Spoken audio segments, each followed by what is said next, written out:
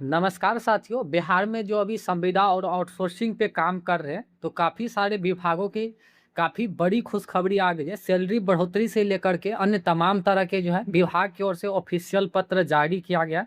पंचायती राज विभाग, साथ ही साथ नगर विभाग और भी काफ़ी सारे विभाग में जो संविदा या आउटसोर्सिंग या रेगुलर कर्मचारी काम कर रहे होंगे, तो आप लोग तमाम तरह की जो प्रतियोगिता परीक्षा होती है, उसमें रेगुलर जो है आप लोग भाग ले लेते हैं। इसके लेकर भी काफ़ी बड़ी निर्णय लिया है। और ये नगर एवं आवास विभाग ही नहीं बल्कि सभी विभागों में जो है ये लागू होने वाली। अब जो है आप किसी भी प्रतियोगिता परीक्षा में भाग नहीं ले सकते हैं। रेगुलर जो आपको काम करना ही होगा।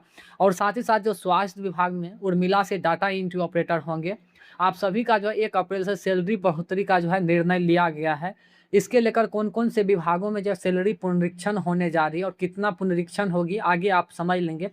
सबसे पहले हम बात कर लेते हैं पंचायती राज विभाग की ओर से।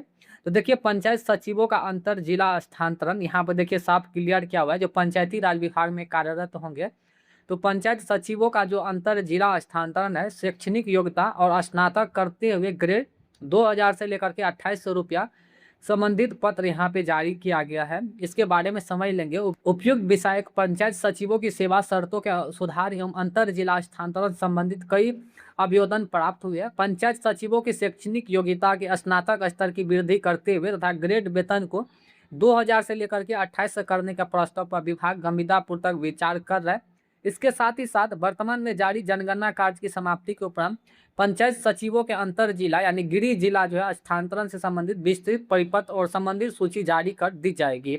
अनुरोध है कि इस निर्णय का अनुपालन करते हुए आवश्यक अग्रसर कार्यवाही सुनिश्चित किया जाए। जो पंचायत सचिव होंगे, इसके लेकर जानकारी यहाँ पे साफ क्लियर किया हुआ है। जो ग्रेजुएशन स्तर पे जो अभी है, उसका ग्रेड पे जो है 2000 से लेकर के 28 तक करने का विचार किया गया है। और साथ ही साथ जो है अपने गृह जिला भी करने का यहाँ पे बात कही गई है। तो ये जो पंचायती राज विभाग में पंचायत सचिव होंगे, उसके लेकर काफ़ी बड़ी निर्णय लिया गया है। आगे आप समझ लेंगे। और सबसे महत्वपूर्ण यहाँ पे समझेंगे, नगर विकास एवं आवास विभाग की ओर से जारी किया गया है। ये लगभग जो हर डिपार्टमेंट में जो है 1 सप्ताह तक में ये लागू हो जाएंगे। यहाँ पे समझिएगा, ये आदेश में कह दिया नगर विकास एवं आवास विभाग के अधीनस्थ संवर्ग के विभिन्न पदाधिकारी एवं कर्मचारी द्वारा बार-बार प्रतियोगिता परीक्षा में भाग लेने की अनुमति मांगी जाती है। और उनके द्वारा परीक्षा की तैयारी करने तथा परीक्षा में भाग लेने के बार-बार प्रयासों में विभाग का महत्वपूर्ण समय जो है न केवल नष्ट होता है बल्कि कार्य निष्पादन में भी गंभीर अवरोध उत्पन्न होता है। एक बार सरकारी सेवा में योगदान करने के पश्चात सरकार से प्राप्त वेतन एवं अन्य सुविधाओं को उपयोग के विरुद्ध विभाग के अधीनस्थ संवर्ग के पदाधिकारी कर्मियों को बार बार परीक्षा में भाग लेने की अनुमति प्रदान करना लोकहित के विरुद्ध है। अतः नगर विकास एवं आवास विभाग के अधीनस्थ संवर्गों के पदाधिकारी कर्मियों के उनके द्वारा धारित पद के वेतन स्तर से उच्चतर वेतन स्तर के पद के लिए ही किसी प्रतियोगिता परीक्षा में भाग लेने की अनुमति दी जाएगी। यह अनुमति उनकी सेवा अवधि के सिर्फ 1 बार ही दी जाएगी। यह आदेश तत्काल प्रभाव से लागू होगा। प्रस्ताव में समक्ष प्राधिकार का अनुमोदन प्राप्त है। यदि कोई पदाधिकारी कर्मी जो है 1 बार से अधिक परीक्षा में भाग लेना चाहता है तो वे सरकारी सेवा से त्याग पत्र देने के लिए स्वतंत्र है। इस लेटर के अनुसार साफ यहाँ पे समझिएगा, जैसे आप बेल्ट्रॉन से डाटा एंट्री ऑपरेटर है, आप बिहार पुलिस हो गया या एडीओ हो गया, अन्य जो भी बड़े बड़े लेवल का पद होती है, अगर उसका फॉर्म भर चुके हैं और आप तैयारी कर रहे हैं, तो वो भी यहाँ पे साफ आदेश जानकारी दी गई है कि परीक्षा में भाग लेना चाहते हैं तो वे सरकारी सेवा से त्याग पत्र दे सकते हैं। मतलब साफ यहाँ पे क्लियर किया हुआ है कि आप जो अन्य तरह के जो भी प्रतियोगिता मतलब परीक्षा होती है, बहुत सारे वैकेंसी आती है और उसमें रेगुलर जो आप लोग फॉर्म भर के एग्ज़ाम देने के लिए जो है तत्पर हो जाते हैं और विभाग से जो है रिक्वेस्ट करते हैं कि हमारा आज बिहार पुलिस का एग्ज़ाम है, कल एडीओ का एग्ज़ाम है, कल दरोगा का एग्ज़ाम है। इस प्रकार से आप लोग विभाग से छुट्टी लेते हैं, तो इसके लेकर जो है रोक लगा दी गई है। आप अगर जॉब में है तो इसके लेकर जो है कोई भी अब दूसरा जॉब तैयारी करने को लेकर के जो है यहाँ पे परमिशन नहीं दी जा रही है। अगर आप इस प्रकार से अगर छुट्टी लेते हैं और समझ जाएंगे विभाग की ये कोई एग्ज़ाम देने जा रही है, तो तत्काल प्रभाव से आपका जो है यहाँ पे सेवा समाप्त कर दिया जाएगा। साफ यहाँ पे क्लियर किया हुआ है। और एक ही आप लोग को जो है साल में यहाँ पे जानकारी दी गई है, 1 बार आपको मौका दी जाएगी। जैसे आप डाटा एंट्री ऑपरेटर के पद पे काम कर रहे हैं या कोई अन्य उच्च पद के लिए, जैसे दरोगा हो गया, एडीओ हो गया, उन सब पदों के लिए आपने फॉर्म भरा था काफ़ी अच्छे पद के लिए और उसका भी आप तैयारी की है, तो उसका एग्ज़ाम जो है 1 बार देने के लिए आपको परमिशन दी जाएगी। यहाँ पे साफ क्लियर किया हुआ है इस लेटर के अकॉर्डिंग। तो ये जो है हर विभाग में लागू हो जाएंगे। आप जो भी विभाग में काम कर रहे हैं तो आप उसी विभाग में काम करने के लिए तत्पर रहेंगे। बाकी जो अन्य प्रकार की जो वैकेंसी आते हैं और उसमें आप फॉर्म भरेंगे तो फिर उसका जो एग्ज़ाम डेट निकलेंगे तो उसमें आपको एग्ज़ाम देने के लिए जो है छुट्टी यहाँ पे नहीं मिलेगा। अगर आप विभाग से छुट्टी लेते हैं तो वहाँ पे कारण बताना होगा कि किस कारण से आप छुट्टी ले रहे हैं।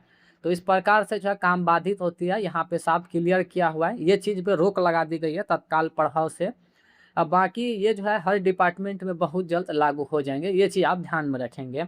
बाकी आगे समझ लेंगे 1 अप्रैल 2026 से जो सैलरी में बढ़ोतरी की गई है न्यूनतम मजदूरी में, इसके लेकर जो है विभाग की ओर से जो है ऑफिशियल पत्र आना स्टार्ट हो गई है। आगे यहाँ पे समझ लेंगे, यहाँ पे समझेंगे Urmila international service private limited, इसके तहत जितने भी हॉस्पिटल में डाटा एंट्री ऑपरेटर कार्यरत होंगे, इसके लेकर यहाँ पे जानकारी आई हुई है। 6 अप्रैल 2026 का ऑफिशियल पत्र है और इसमें सभी सिविल सर्जन और साथ ही साथ सभी जिला के स्वास्थ्य समिति, चिकित्सा महाविद्यालय एवं अस्पताल, सभी क्षेत्रीय अपर निदेशक और स्वास्थ्य सेवाएं बिहार पटना। देखिए इसमें जानकारी दी गई है, माह 1 अप्रैल 2026 से न्यूनतम मजदूरी अधिनियम के तहत वेतन वृद्धि के संबंध में उपयुक्त विषय के आलोक में कहना है कि माह 1 अप्रैल 2026 से न्यूनतम मजदूरी में श्रम संसाधन विभाग बिहार सरकार के द्वारा वेतन वृद्धि की गई है। श्रम संसाधन विभाग बिहार सरकार के द्वारा निर्गत अधिसूचना की प्रति इस पत्र के साथ संलग्न की जा रही है। अतः श्रीमान से निवेदन है कि आपके संस्थान में कार्यरत सभी डाटा एंट्री ऑपरेटरों का 1 अप्रैल 2026 से नए दर के विपत्र के अनुरूप जो है भुगतान करने की कृपा की जाए। जो 1 अप्रैल 2026 को बिहार सरकार श्रम संसाधन विभाग की ओर से ऑफिशियल पत्र जारी किया गया है न्यूनतम मजदूरी को लेकर के, ये साफ ये ऐलान किया है वहाँ पे कि जितने भी डाटा एंट्री ऑपरेटर है तो नया दर जो निर्धारित की गई है न्यूनतम मजदूरी, उसी मजदूरी के तहत जो सभी का भुगतान किया जाए। तो जो उर्मिला से कार्यरत होंगे तो उसके लिए काफ़ी बड़ी खुशखबरी है। आप लोग को 700 से लेकर के 1200 रुपया जब बढ़ोतरी होने वाली है। आगे समझ लेंगे कितना बढ़ोतरी होने वाली है और इस प्रकार से जो है सभी विभागों का जो है कुछ ना कुछ रुपया संशोधन होगी। आगे आप समझ लेंगे जो ऑफिशियल श्रम संसाधन विभाग की ओर से पत्र जारी किया गया है उसमें कितना रुपया जो है बढ़ोतरी की गई है, आगे आप समझ लेंगे। यहाँ पे समझेंगे 1 अप्रैल 2026 का ऑफिशियल पत्र है श्रम संसाधन एवं प्रवासी श्रमिक कल्याण विभाग अधिसूचना। इसे आप डिटेल से पढ़ना चाहेंगे तो पढ़ सकते हैं। आप लोग 2025 का जो न्यूनतम मजदूरी था और साथ ही साथ महंगाई भत्ता कुछ इस प्रकार से था। जुलाई का 146, अगस्त का 147, ये पिछला 2025 का है, ये भी यहाँ पे मेंशन किया गया। बाकी यहाँ पे पढ़ेंगे तो साफ क्लियर क्या हुआ है, दिनांक 1/10/2026 से लागू दरों से संबंधित अधिसूचना एवं गजट संख्या 2 मंथ पहले जो गजट प्रकाशित किया गया था इसके लेकर हम जानकारी दिए थे।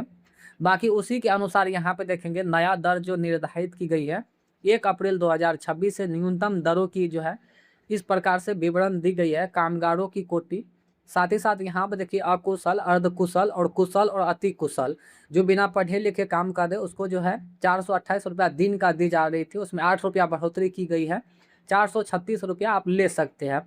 बाकी जो अर्धकुशल है यहाँ पे देखेंगे 444 रुपया पहले दी जा रही थी, अब 452 दी जा रही है। ये जो न्यूनतम मजदूरी है ये महंगाई भत्ता प्लस बेसिक सैलरी है।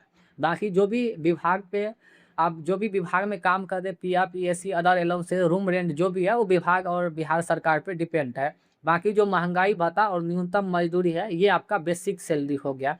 जो उर्मिला से कार्यरत होंगे इस पत्र के अनुसार आप कुशल वर्ग में आते हैं। पहले जो है 541 रुपया दी जाती थी, अब 10 रुपया बढ़ोतरी करके 551 रुपया, तो 551 गुना 26 करेंगे तो 14,000 कुछ रुपया जो आपका बेसिक सैलरी होती है। बाकी उसमें पीएफ हो जाएंगे, जीएसटी हो जाएंगे, अदर अलाउंसेस हो गया, डीए हो गया, ईएससी हो गया, अन्य तमाम तरह की जो भी अलाउंसेस दी जाती है वो सभी को जोड़ेंगे तो अभी 18,000 का सैलरी स्लिप बन रहा है, तो अब 20,000 के आसपास सैलरी स्लिप बनेगा और उसमें से जो आपको 15,000 के आसपास पे किया जाएगा।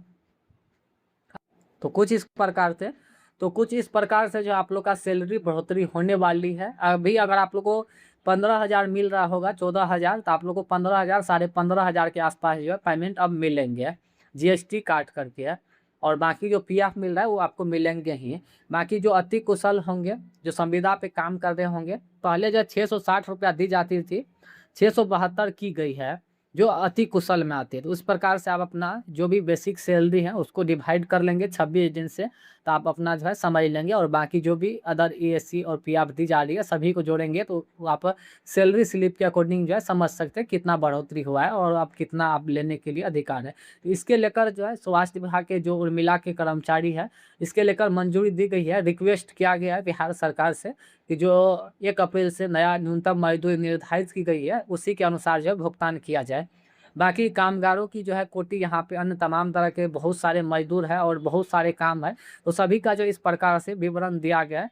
आप जो भी काम कर रहे हैं तो उस अनुसार से अगर देखना चाहते हैं तो यहाँ पे डिटेल पढ़ सकते हैं, पहले कितना मिल रहा था और अब कितना दी जा रही है। बहुत सारे काम है बिहार में, उस सभी का विवरण यहाँ पे दी गई है। ऐसा कोई भी काम नहीं है जिसका यहाँ पे मेंशन नहीं किया हुआ है। तो लगभग लगभग हर डिपार्टमेंट का और हर मजदूर के हर वर्गों की काम का जो है यहाँ पे विवरणी दी गई है कि पहले कितना मिल रहा था और अब कितना मिलेंगे। इस प्रकार से यहाँ से जानकारी प्राप्त कर सकते हैं। बाकी अभी भी कोई कन्फ्यूजन है इसके लेकर आप हमें कमेंट भी करेंगे, तो कमेंट के माध्यम से भी हम जानकारी स्पष्ट करने का प्रयास करेंगे। तो हिंदी एवं अंग्रेजी दोनों में है, यहाँ से आप जानकारी प्राप्त कर सकते हैं। धन्यवाद।